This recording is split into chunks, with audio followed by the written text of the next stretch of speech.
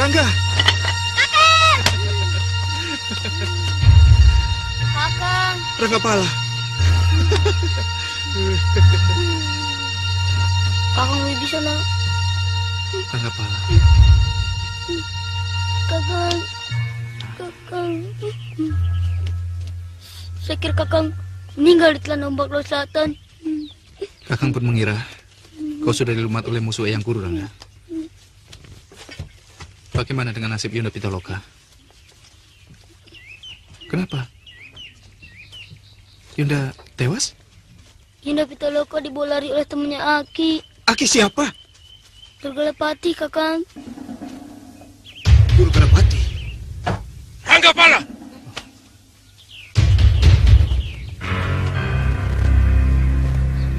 Ternyata aku masih hidup, kunyuk kecil. Lari, Kakang. Minggir.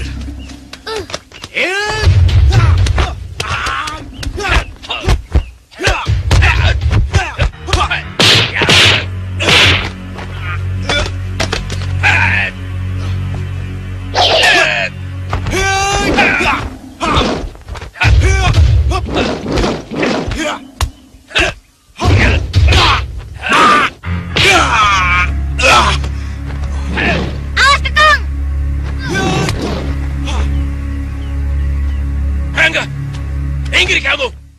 Kunyuk! Bunuh saja saya, Guru. Daripada Guru membunuh kakak saya. Minggir! Aku tidak pernah kebelang tanggung terhadap musuhku. Heh! Hah? Rangga tidak pernah menjilat ludah kembali. Silakan, Guru. Dasar anak kunyuk!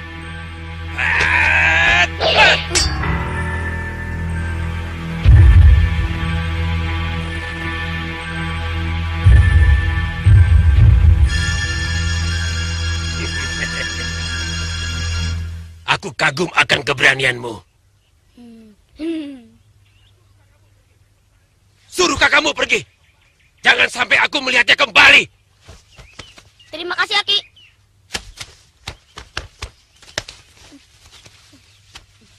Ayo, dia suka menjilat ludah sendiri. Ayo, cepat. Dan, ini buntalannya ketinggalan. Ayo, Kakang, cepat. Rangga, dia itu pembunuh guru kita. Nanti kita bicarakan. Yang penting kakaknya pergi dulu dari kelipatan ini. Ayo cepat pergi.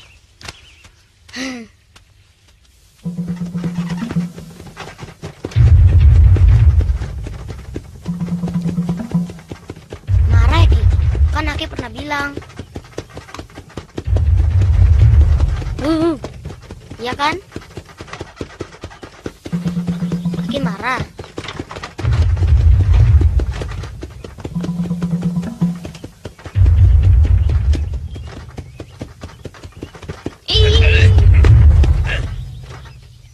Marah ya? Kan Aki pernah bilang, marah itu tidak akan menyelesaikan persoalan. Iya kan? Aku tidak marah. Tapi Aki sebel melihat kelakuanmu. Sebel bolehlah. Tapi Aki sudah memaafkan Rangga kan? Ya, Aki maafkan. Tapi dengan syarat. Lo kok pakai syarat, Ki? Nah, ini pelajaran buat kamu. Kalau kamu mau mendapatkan sesuatu, kamu harus memberikan juga sesuatu. Seperti pedagang saja, Ki. Memang, hidup ini dagang, jual beli. Oh, jadi apa syaratnya, Ki? Mau tahu? Iya. 1. Kamu boleh menemui kakak sepupumu, tapi kamu tidak boleh mengikuti dia. Kedua. Ya 2. Hmm. Kamu tidak boleh meninggalkan Aki. Ketiga. Kamu harus jadi murid Aki. Keempat. Nggak ada lagi cukup 3, goblok. Waduh, borongan Ki. Aki benar-benar seperti pedagang. Ya, kalau mau maju, kita harus berpikir seperti pedagang. Hah? Ya. Hah? Jalan Ki.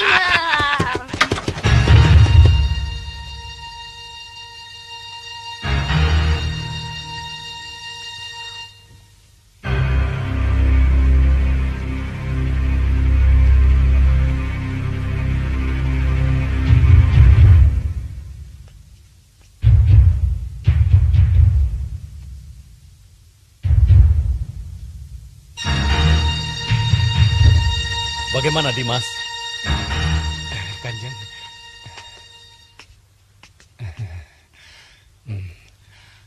Maaf Kanjeng Adipati. Saya sudah tengok keluar. Belum juga datang. Jangan-jangan dia tidak datang.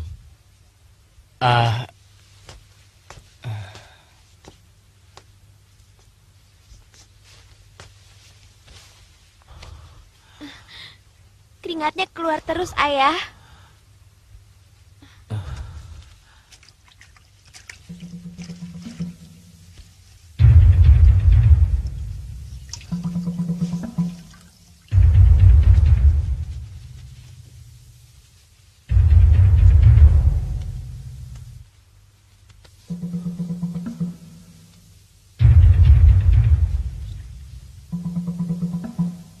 Jaga ibumu baik-baik. Jangan kemana-mana. Baik, Ayah.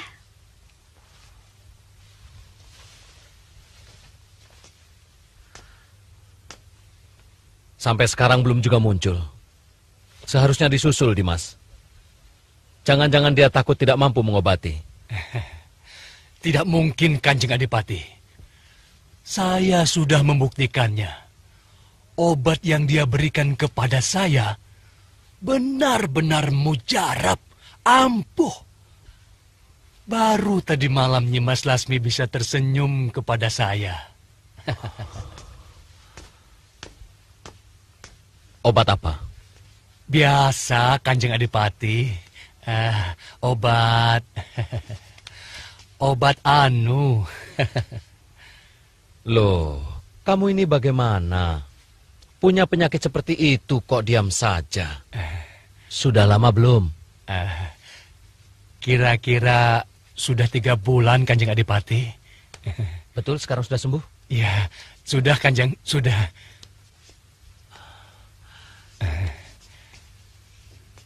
Kalau betul-betul obat itu mujarab, tolong mintakan lagi ya. Ya, buat jaga-jaga. Siapa tahu suatu saat. Tapi jangan bilang kalau aku yang minta ya. Oh, ya tidak Kanjeng.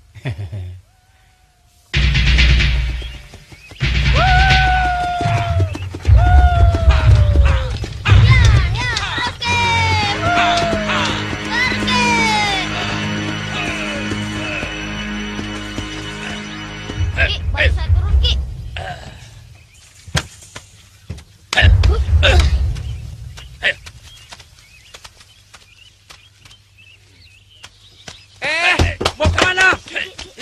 Ada perlu apa? Aku dipanggil kemari untuk mengobati Gusti Permaisuri.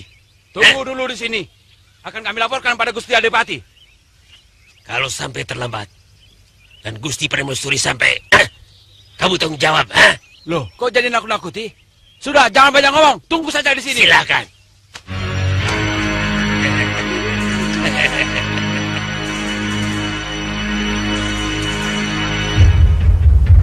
Ada apa, Satiman? Raden. Anu, Den. Ada tamu yang mengaku tabib. Katanya mau mengobati Gusti Permaisuri. Hah? Di mana dia? Ada di luar. Kenapa tidak disuruh masuk? Saya suruh tunggu di luar. Goblok!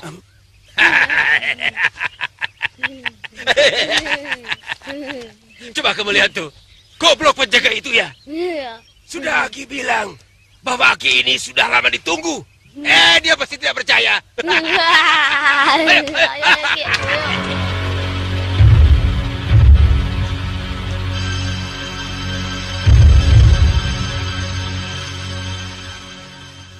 Kanjeng Adipati, ini tabib Jalasutra yang saya ceritakan.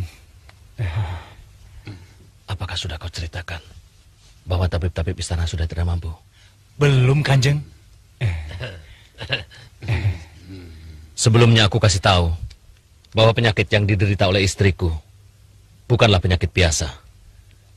Jadi kalau Aki tabib merasa tidak mampu, sebaiknya jangan teruskan. Kanjeng Adipati, hamba mohon maaf, beribu-ribu maaf. Kalau hamba katakan bahwa hamba pasti bisa menyembuhkan istri Kanjeng Adipati yang tercinta, berarti hamba mendahului Sang Pencipta. Tapi hamba akan berusaha sungguh-sungguh agar istri Adipati kembali sembuh.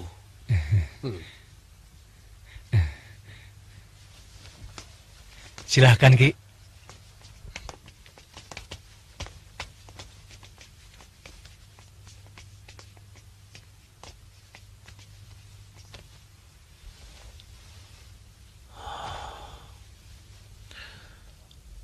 Mendengar ucapanmu, seakan-akan Aki tabib merasa yakin betul bisa menyembuhkan istriku. Kalau terbukti, tentunya aku akan bergembira sekali. Silakan duduk, Aki tabib. Terima kasih. Aku tidak akan mengecewakanmu. Hadiah apa kiranya yang Aki inginkan? Kanjeng Adipati, bukannya hamba menolak hadiah. Maaf, hamba tidak bersedia menerima apapun. Sebagai seorang tabib, sudah menjadi tugas hamba untuk menolong orang-orang yang membutuhkannya. Aku terkesan dengan sikapmu, Aki tabib. Mudah-mudahan istriku bisa disembuhkan. Terima kasih Kanjeng Adipati. Ranggapala, peti obat Aki bawa sini. Dan kamu boleh main-main di luar. Tapi jangan jauh-jauh, awas. Baik, Aki, saya tidak akan kemana-mana.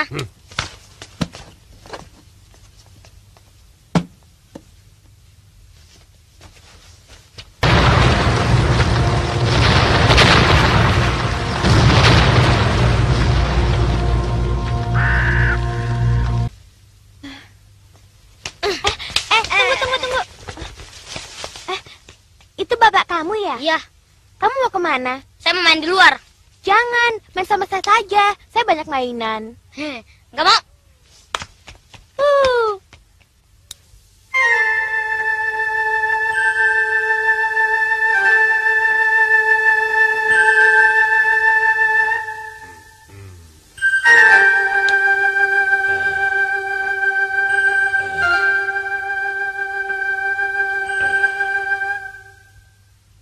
Kanjeng Adipati, apakah istri Kanjeng Adipati pernah mengunjungi pantai utara?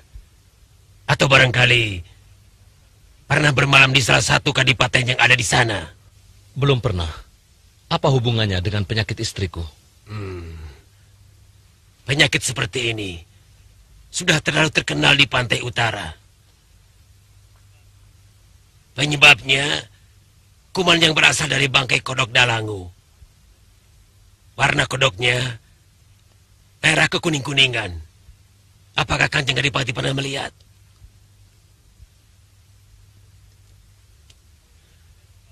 Kalau tidak segera diobati, hari demi hari, tekanan darah istri Kanjeng Adipati akan semakin tinggi. Karena pembuluh darahnya tersumbat oleh kuman itu.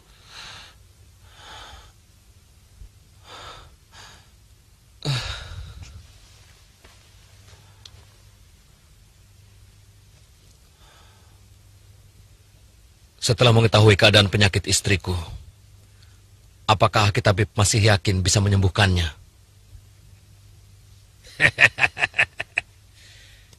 Kalau hamba sudah bisa menguraikan penyebabnya, berarti hamba sudah mempunyai obat penawarnya.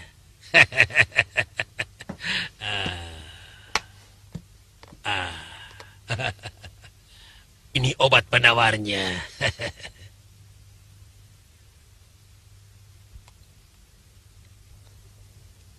Membuka mulutnya pun dia tidak mampu. Apalagi menelan obatmu. Kanjeng Adipati, percayalah, nanti malam hamba akan mengobatinya. Ini bukan yang pertama kali hamba mengobati penyakit seperti ini. Aki tabib, jangan kecewakan harapanku.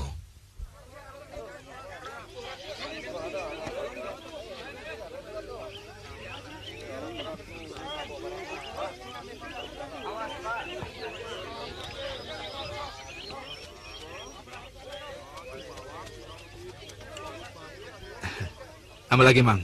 Hah? Tidak salah, Den. Seumur-umur Mamang jualan cendol, baru kali ini ada orang minum sampai 12 sangkir. Barangkali dia masih saudaranya kuda. Punya uang tidak? Ya punya, Mang. Kalau tidak punya uang, mana berani saya minum sebanyak ini. Nih, ayo cepat buatkan satu lagi. Ya. Sebentar, Den. Cangkirnya habis.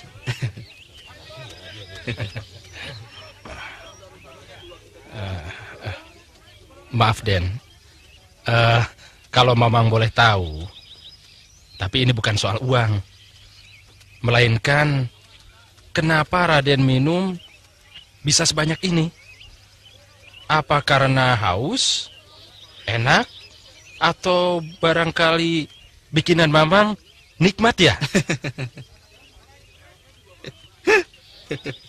Kalau Mamang tanya begitu, saya jadi bingung, Mang. Kalau saya jawab tidak enak, nanti Mamang marah, ya kan? Tidak. Kalau memang tidak enak, bilang saja tidak enak. Jangan marah lah, Mang. Saya kan guyon.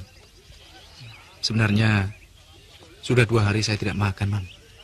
Oh, jadi Aden ini kelaparan. Pantas.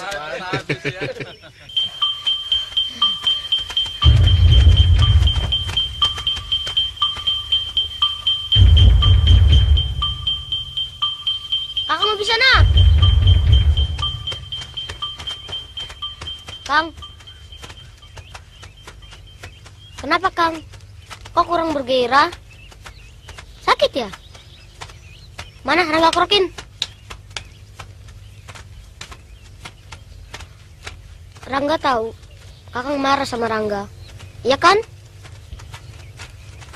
Rangga hanya menuruti apa yang telah dinasihatkan oleh kedua orang tua kita, bahwa kita harus berbakti pada orang yang telah menyelamatkan kita dan menolong kita. Tapi dia telah membunuh guru kita dan mencelakakan kita, Rangga. Kakang benar.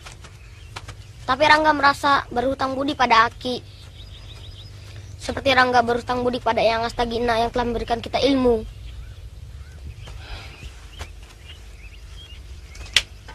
Apakah dia tak pernah berpikir bahwa ilmu dari orang jahat pasti juga jahat? Kakang lupa. Eyang Astagina pernah mengatakan, kita harus bisa memilah-milah kebajikan. Kakang! Katanya, ajaran yang baik bisa saja keluar dari orang yang kita anggap jahat.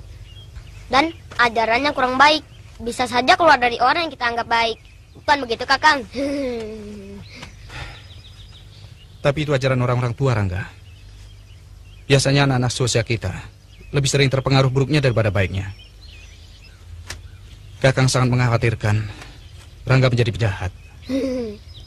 Kakang jangan merendahkan Rangga. Rangga selalu berusaha untuk menjadi anak yang baik. Mudah-mudahan Rangga sanggup untuk tidak ikutan minum arak, tidak ikut-ikutan berjudi. Jangan khawatir. Rangga akan selalu berusaha, Kakang.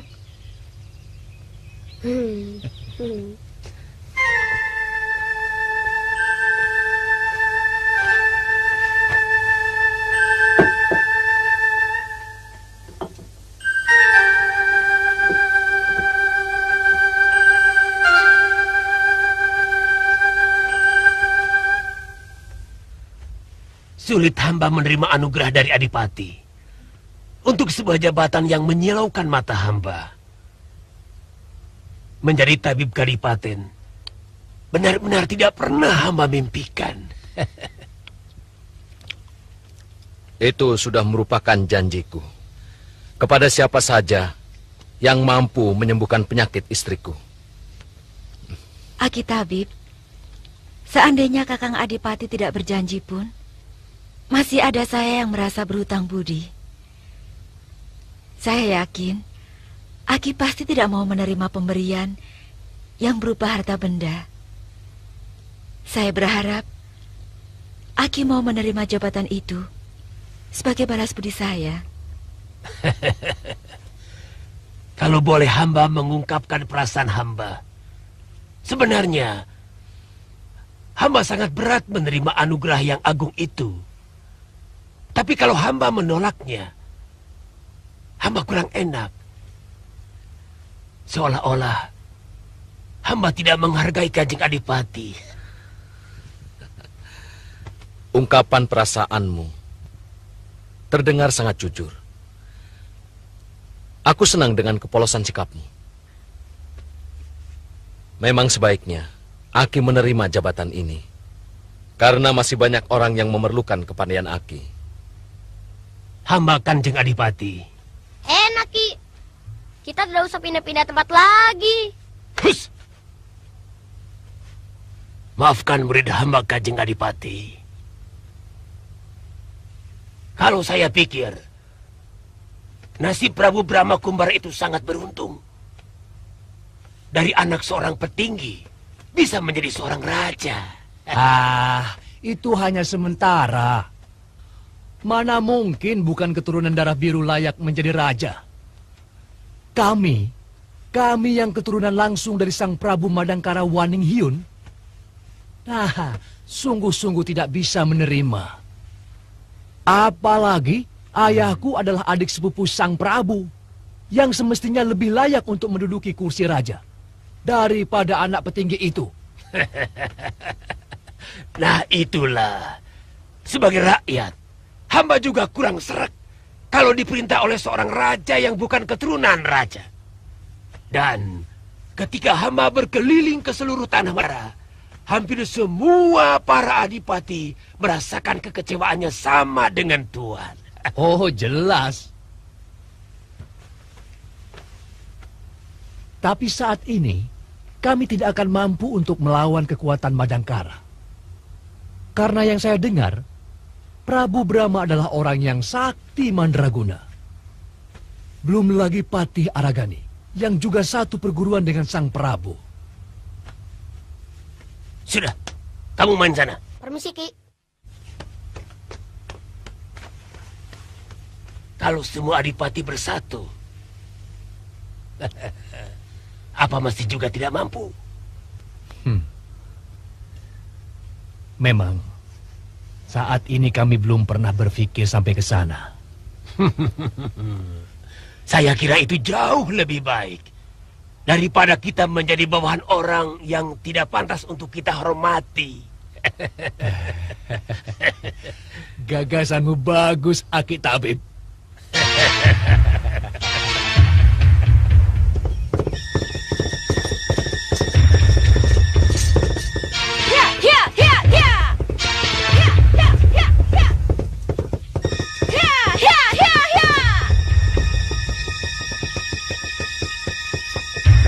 Permisi.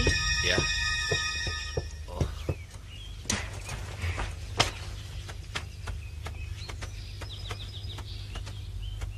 Saya mau tanya, apa Madangkara masih jauh dari sini?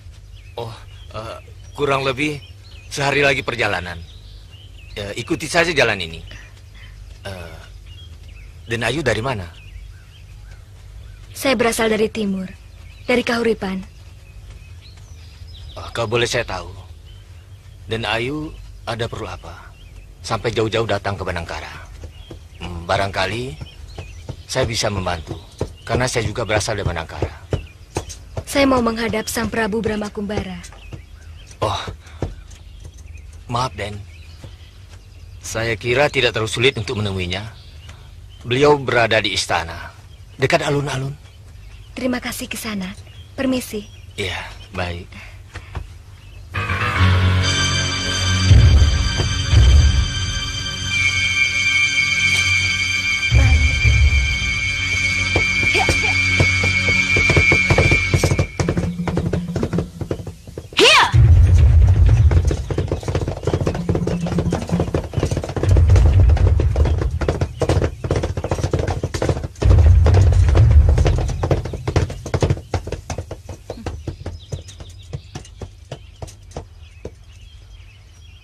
Mau apa kau menemui Brahma Kumbara? Jawab pertanyaanku. Beliau kakak seperguruan saya. Hanya itu? Apa maksudmu? Kamu pasti tidak ada bedanya dengan gadis-gadis lain yang tergila-gila pada raja muda itu. Kamu pasti akan kecewa, anak manis. Aku tidak kenal siapa kamu. Aku tidak perlu menanggapi ucapanmu. Maaf, permisi.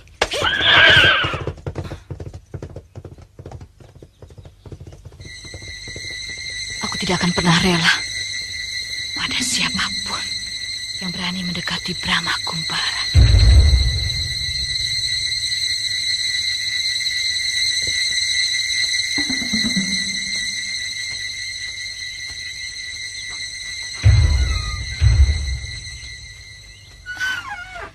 Kanda Prabu, ada tamu dari Kahuripan.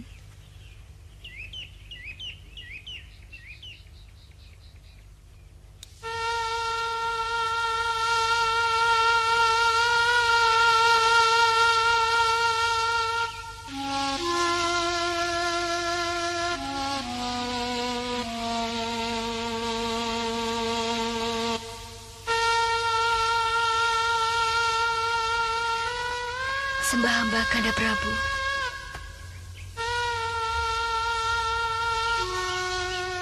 Mantili, inilah Dinda Pitaloka yang selalu Kanda ceritakan.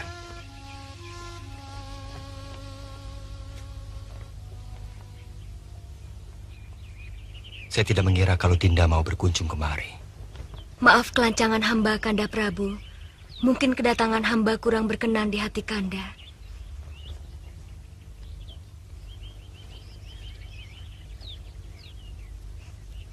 Mari Dinda. Kenapa Dinda berpikir seperti itu? Saya sama sekali tidak merasa terganggu.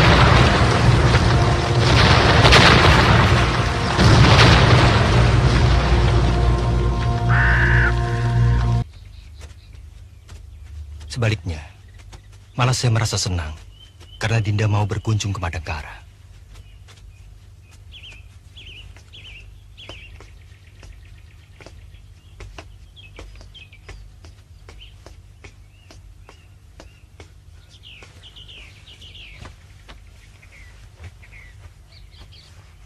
Kanda Prabu, sebaiknya saya mempersiapkan tempat untuk Kanda Pitaloka bermalam. Jangan, Mantili. Biar saya bermalam di penginapan. Nah, itu namanya tidak adil dan kurang bijaksana. Setelah sekian lama tidak bertemu, masa tidak mau bermalam? Saya kira Kanda Prabu pun tidak akan berkenan kalau Kanda Pitaloka tidak bermalam di sini. Betul, Dinda. Untuk seorang wanita, kurang baik bermalam di penginapan sendirian. Tinggallah di sini selama Dinda suka.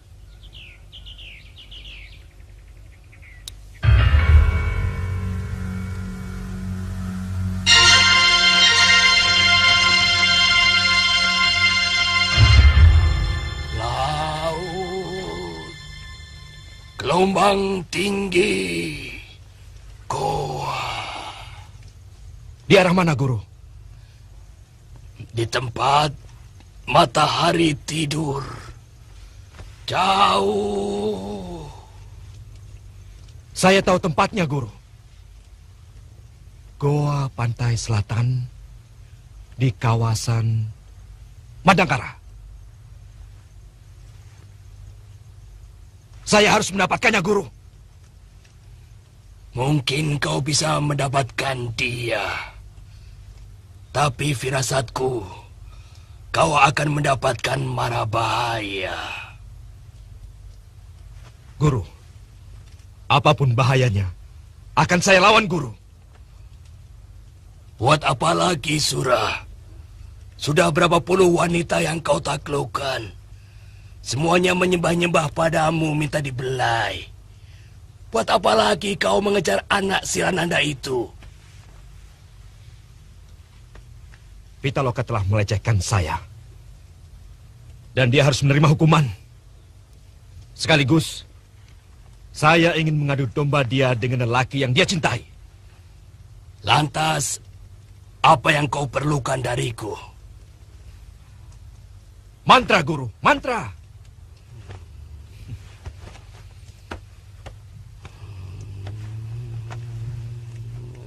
Untuk membuat dia tergila-gila pada si Brahma, orang yang dicintainya. Kenapa harus begitu? Sekali mendayung, 2 pulau terlampaui.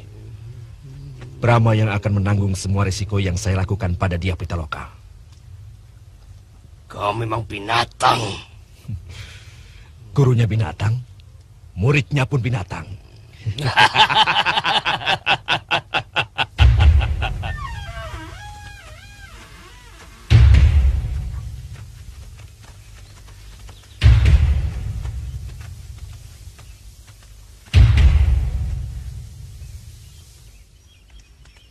Kalau ada persoalan yang sangat pelik,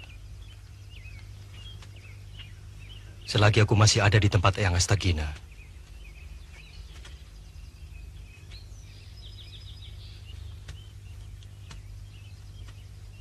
salah seorang dari kalian boleh menyusul. Hamba yang akan menyusul, Gusti Prabu.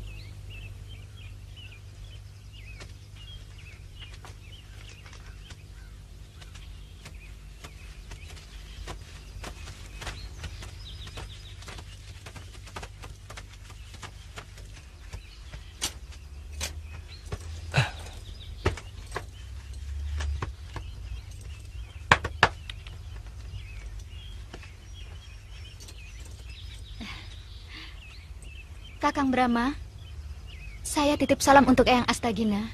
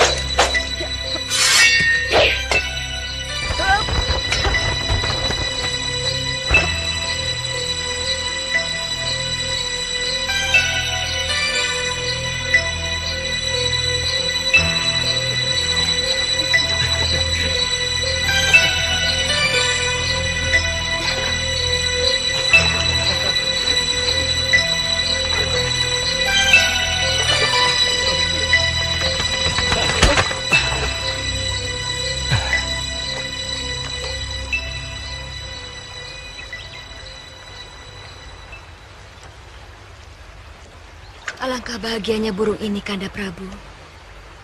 Bisa terbang bebas, berkejar-kejaran memadu kasih.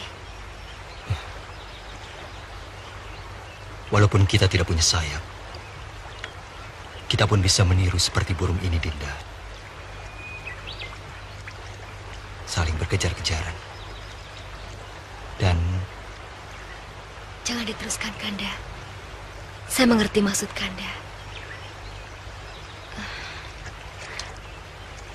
Kalimat seperti yang akan Kanda ucapkan lebih enak dirasa daripada didengar.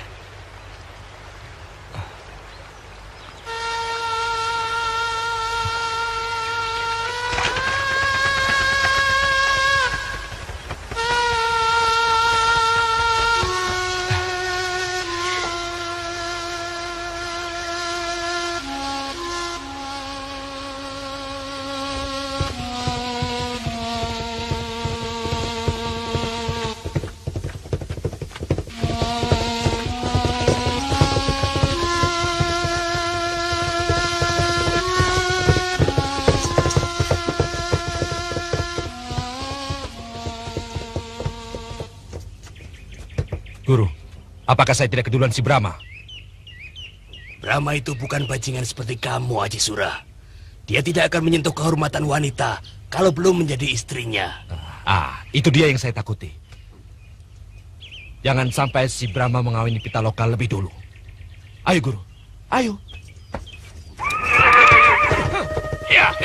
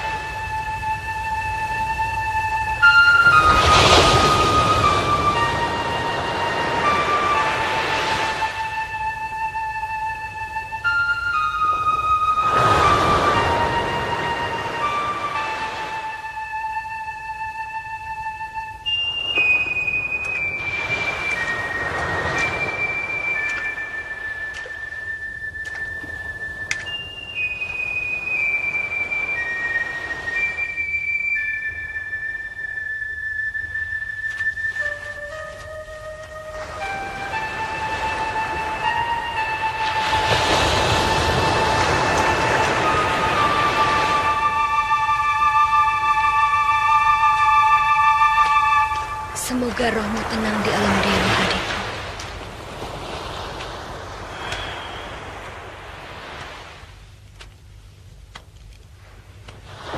Eyang yakin kalau Wibisana masih hidup. Tapi entah di mana. Sebab tidak ada pertanda apapun yang mengatakan bahwa muridku ada yang perlaya.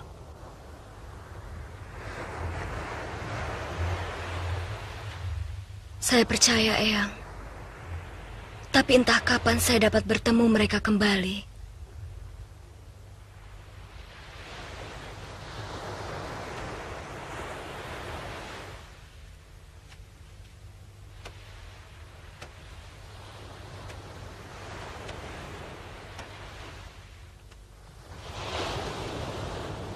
Pitaloka.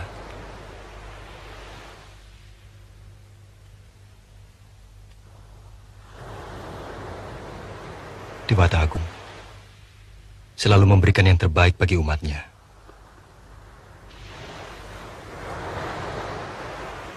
Mudah-mudahan secepatnya kita bisa bertemu dengan kedua adik-adikmu. Saya sangat berharap, Kanda.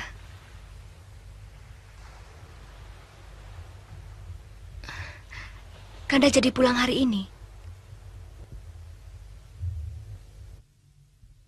Kenapa, Dinda?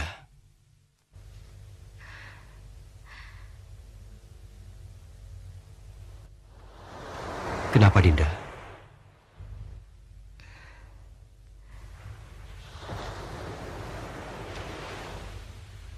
Tidak apa-apa. Sebenarnya, saya masih kangen pada Kanda.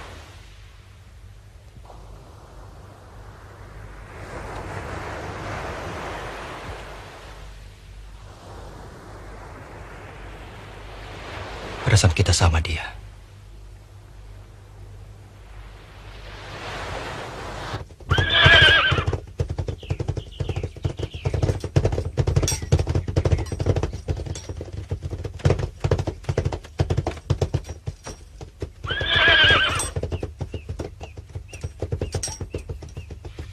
Pitaloka, sebentar lagi kau akan menyembah-nyembah padaku.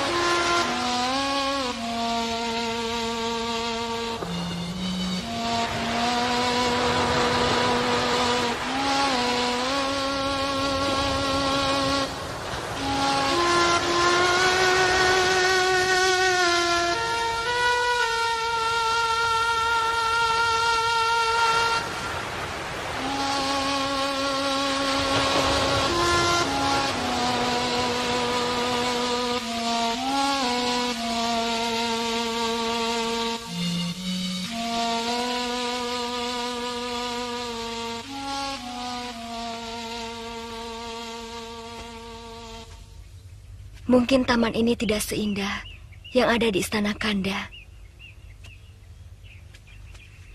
Tapi sungguh, taman ini yang paling asri di Kahuripan.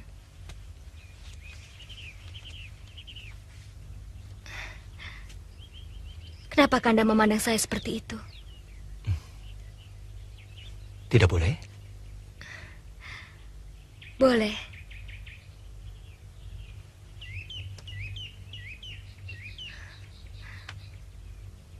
Tangan saya kasar. Tidak seperti tangan Mantili. Halus. Sebagaimana layaknya seorang putri keraton.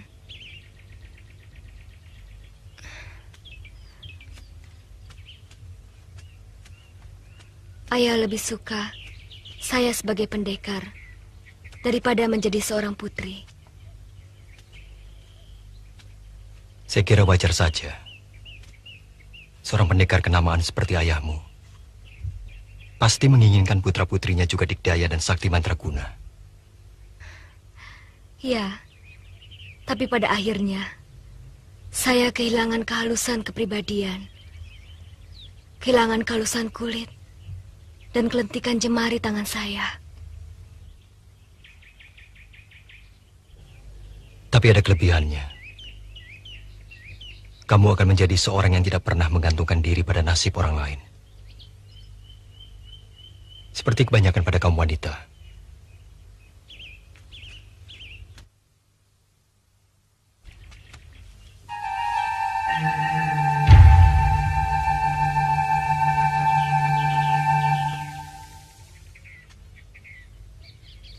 Bohong kalau ada wanita yang tidak membutuhkan pengayoman dari lelaki.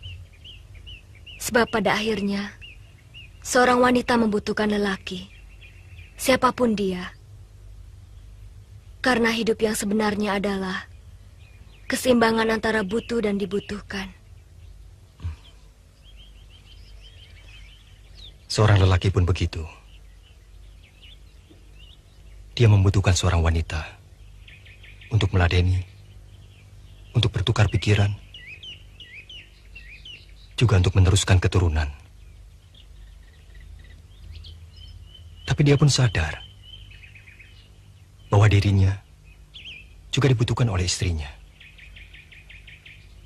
untuk memberikan ketentraman dan perlindungan.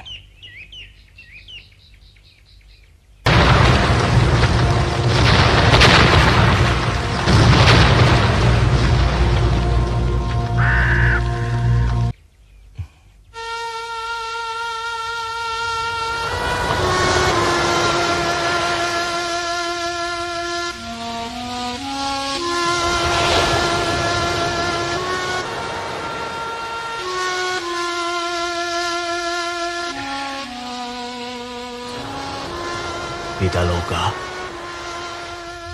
Eyang.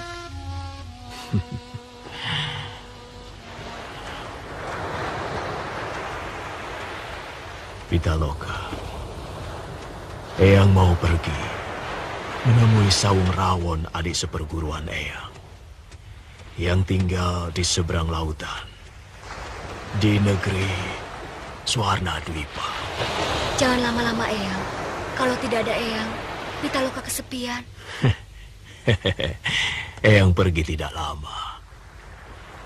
Hanya untuk menyempurnakan tahap terakhir dari kitab Patwaning Gumelar. Pitaloka, hati-hati, jaga dirimu. Baik, Eyang.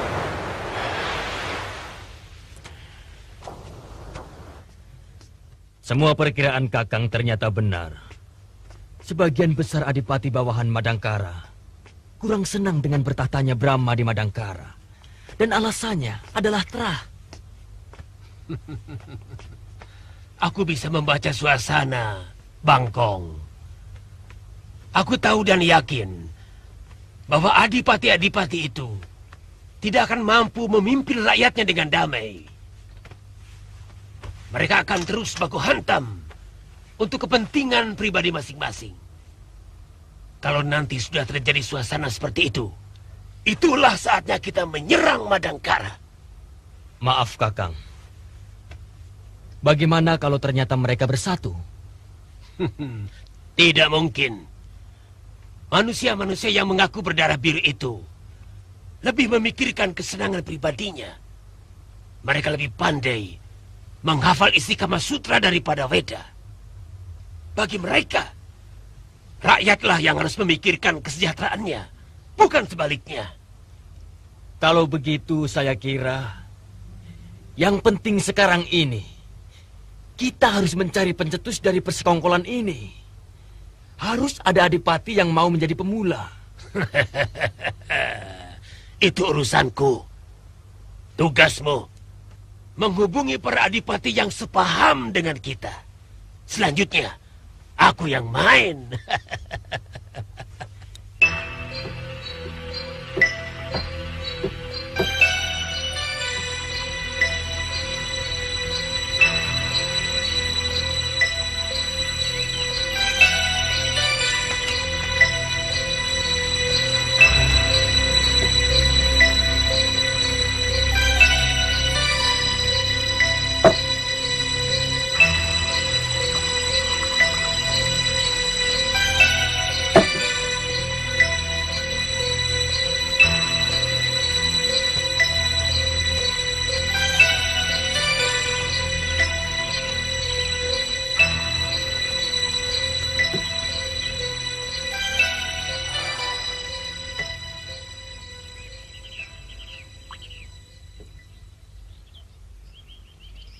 Sudah 3 hari kita di sini. Tapi bajingan itu belum juga nongol.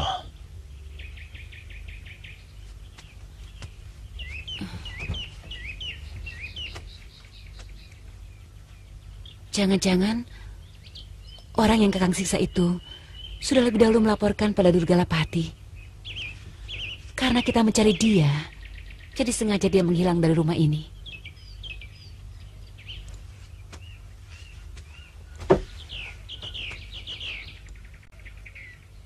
Pokoknya kita harus menemukan dia. Ada 2 persoalan yang harus kita selesaikan.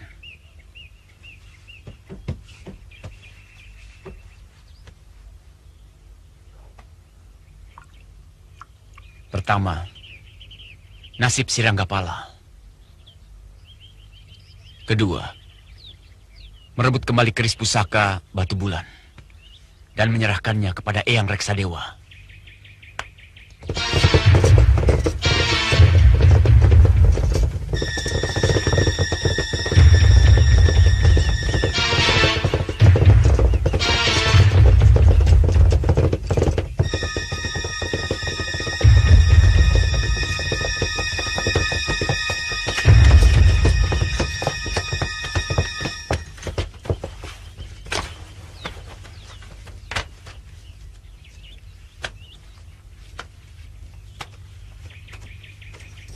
Aku tidak mau persiapan dilakukan di Cipaku.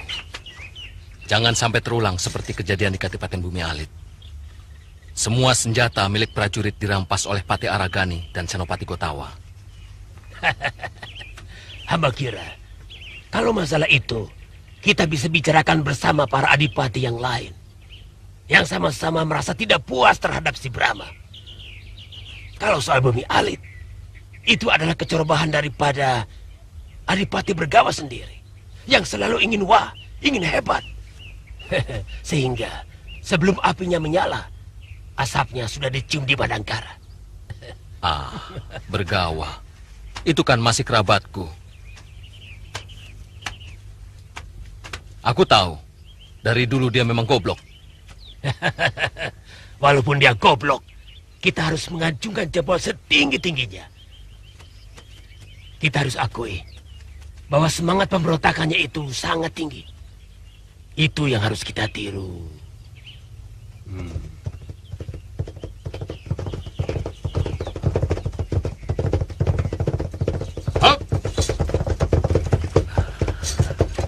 Saya tidak mengira Kanda Adipati datang secepat ini. Kanda, manusia itu yang dipegang adalah ucapannya, mulutnya. Kalau saya tidak datang hari ini, bagaimana penilaian Kanda terhadap saya? Mari, Kanda.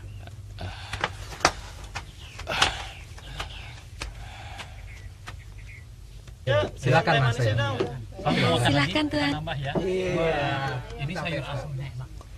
Tambah lalap, ikan asin. Saya pesan ya. Ya, Cuk. Minta sayur ya sama nasinya ya, Cuk ya. Bukannya aku tidak percaya pada kamu, Surah. Aku tidak ingin kau mendapat kesulitan di tanah Parayangan ini.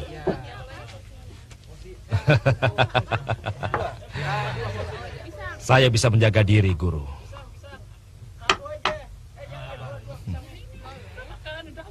Siapa yang harus saya takuti? Brahma Kumbara? Pelayannya ini, waduh, jadi mengundang selera saya. Saya tidak takut padanya. Karena ternyata gurunya sendiri dapat dikalahkan oleh Durgalapati.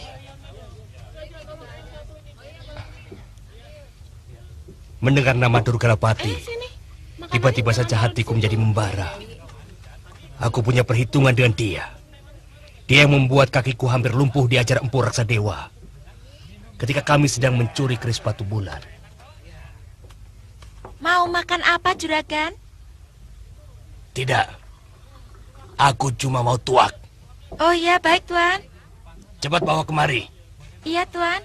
Tolong bawa tuak itu ke sini. Ini tuaknya, Tuan.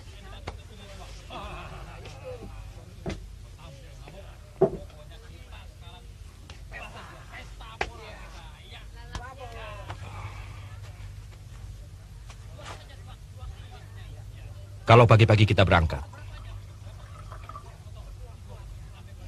mungkin esok hari kita akan sampai di Gua Pantai Selatan.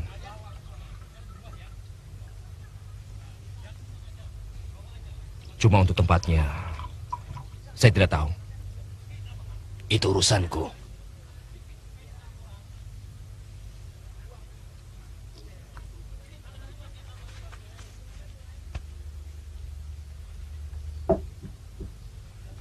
Guru yakin dia Pitaloka masih ada di sana. Pasu pengilonku tidak akan pernah meleset.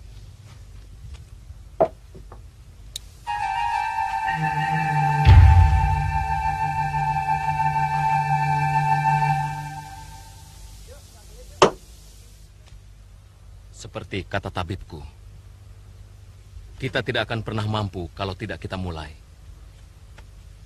Akan tetapi untuk melangkah ke arah sana, harus ada kesepakatan dulu di antara kita. Maksud Kanjeng Adipati Barnas, apakah para gusti ini sudah merasa sreg diperintah oleh raja yang keturunan dari seorang petinggi biasa? Ya, memang tidak. Tapi sulit juga untuk kita memutuskan apakah tepat cara kita melakukan pemberontakan seperti itu. Saya bisa memahami kekhawatiran Dinda. Lawan kita memang cukup berat. Aragani dan Gusti Prabu Brahma Kumbara memang bukan lawan yang enteng. Jangan khawatir, Kanjeng Adipati. Hamba mempunyai kenalan pendekar-pendekar tangguh di tanah Pesunan ini. Bahkan, banyak di antara mereka punya ilmu yang lebih tinggi dari si Aragani. Jangan bergurau, Tabib. Gerakan ini yang akan menentukan nasib kita di masa yang akan datang. Sungguh, hamba tidak bergurau, Kanjeng Adipati. Karena hamba seorang tabib, maka hamba kenal dengan mereka. Banyak di antara mereka yang berhutang budi pada hamba. Karena hamba sudah menyelamatkan jiwa mereka. Maka hamba rasa, kalau hamba minta tolong, sulit untuk mereka menolaknya. Nanti dulu. Maaf. Saya belum begitu kenal dengan Kisanak. Apa untungnya Kisanak membantu kami? Ini pengabdian saya pada Kanjeng Adipati Barnas. Hanya pengabdian? Tentu saja tidak. Sebagai abdi, hamba juga mengharap kenaikan pangkat. Sekarang, hamba hanya sebagai tabib di Kadipaten. Apa tidak mungkin nanti kalau hamba akan diangkat menjadi tabib Istana Madangkara? Bukankah begitu, Kanjeng Adipati? Kanda Adipati, saya bukannya meragukan kemampuan Kanda berdua. Saya pun perih melihat raja dari Madangkara, bukan dari terah kita. Tapi marilah kita lihat keadaan yang sebenarnya. Tentu yang kita lihat adalah kesalahan apa yang diperbuat oleh pemerintahan Brahma Kumbara. Pilih kasihkah dia? Adilkah dia? Bodohkah dia dalam memutar roda pemerintahan? Kalau mau jujur, tentu jawabnya tidak. Sebagai raja, Brahma hampir sempurna. Dia sangat adil membela rakyat kecil dan perlakuannya terhadap kita. Keturunan Prabu Madangkara Waningyun sama sekali tidak ada rasa benci. Bahkan tidak ada secuil pun rencana sang Prabu untuk mengganti para adipati dengan orang-orangnya. Jadi saya ingin bertanya, apa alasan kita sehingga ingin memberontak? Kakang Adipati Karangtirta, mengembalikan kejayaan Trah itu bukan semata iri, tapi kewajiban suci. Jadi pemberontakan kita adalah pemberontakan suci, perang suci. Dan semua arwah leluhur kita pasti akan membela kita. Jangan semuci suci. Itu tidak baik. Kenapa tidak Kanda lakukan sendiri sewaktu orang-orang Kuntala menguasai negeri ini? Karena penguasa Kuntala berdarah biru. Aku lebih rela. Omongan apa itu, Barnas? Itu ucapan yang tidak bermoral. Jujurkah kamu kepada hatimu? Bahkan sewaktu semua rakyat Madangkara memberontak pada penguasa Kuntala, kita tidak mau membantu. Sebab kita takut. Jika sampai kalah, maka sebagai pemberontak, kedudukan kita akan dicabut oleh Pangeran Damar Kencana. Begitu kan? Jadi sebenarnya, Kakang Adipati ini maunya apa? Mau meluruskan pikiran kita yang sedang kacau oleh hawa nafsu yang tidak pada tempatnya. Kita berlawanan kalau begitu. Ya. Dan untuk kamu, Tirtamaya, Sawari Gading, dan Adipati Telagawarna, pikirkan ucapanku.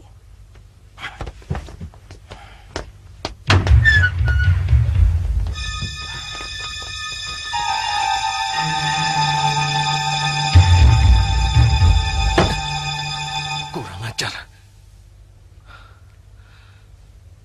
Mereka bisa membocorkan niat Kanjeng Adipati ke Madangkara. Bagaimana pendapatmu? Hanya mulut orang mati yang bisa diam.